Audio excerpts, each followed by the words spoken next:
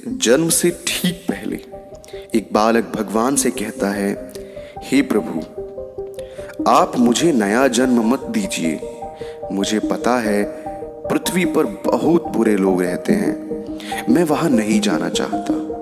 और ऐसा कहकर वह उदास होकर बैठ जाता है।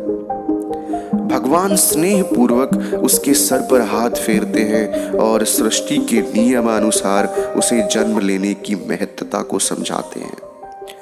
बालक कुछ देर हठ करता है, पर भगवान के बहुत मनाने पर वह नया जन्म लेने को तैयार हो जाता है। ठीक है प्रभु, अगर आपकी यही इच्छा है कि मैं मृतलोक में जाऊं तो वही सही, पर जाने से पहले आपको मुझे एक वचन देना होगा। बालक भगवान से कहता है, भगवान बोलो पुत्र, तुम्हें क्या चाहिए?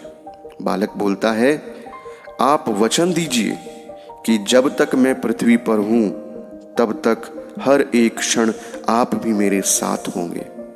भगवान बोले, अवश्य ऐसा ही होगा। अब बालक बोला, पर पृथ्वी पर तो आप अदृश्य हो जाते हैं, भला मैं कैसे जानूंगा कि आप मेरे साथ हैं या नहीं? भगवान बोले, जब भी तुम आंख बंद करोगे तो तुम्हें 2 जोड़ी पैरों के चिन्ह दिखाई देंगे।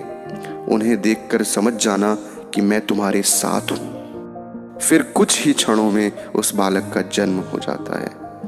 जन्म के बाद वह सांसारिक बातों में पड़कर भगवान से हुए वार्तालाप को भूल जाता है, पर मरते समय उसे इस बात की याद आती है तो वह भगवान के वचन की पुष्टि करना चाहता है। वह आंख बंद करके अपना जीवन याद करने लगता है। वह देखता है कि उसे जन्म के समय से ही 2 जोड़ी पैरों के निशान दिख रहे हैं, परंतु जिस समय वह अपने सबसे बुरे वक्त से गुजर रहा था उस समय केवल 1 जोड़ी पैर के निशान ही दिख रहे थे। यह देखकर वह बहुत दुखी हो जाता है कि भगवान ने अपना वचन नहीं निभाया और उसे तब अकेला छोड़ दिया जब उनकी सबसे अधिक जरूरत थी। मरने के बाद वह भगवान के समक्ष पहुंचा और रूठते हुए बोला, प्रभु, आपने तो कहा था कि आप हर समय मेरे साथ रहेंगे, पर मुसीबत के समय मुझे 2 की जगह 1 जोड़ी पैर ही दिखाई दिए। बताइए, आपने उस समय मेरा साथ क्यों छोड़ दिया? भगवान मुस्कुराए और बोले, पुत्र, जब तुम घोर विपत्ति से गुजर रहे थे तब मेरा हृदय द्रवित हो उठा और मैंने तुम्हें अपनी गोद में उठा लिया। इसीलिए उस समय तुम्हें सिर्फ मेरे पैरों के चिन्ह दिखाई पड़ रहे थे। तो दोस्तों, बहुत बार हमारे जीवन में बहुत बुरा वक्त आता है।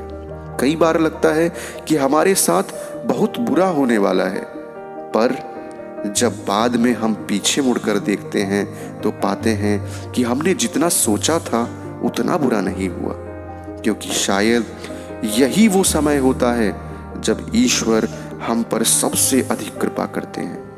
अनजाने में हम सोचते हैं कि वो हमारा साथ नहीं दे रहा, पर हकीकत में वो हमें अपनी गोद में उठाए हुए होता है।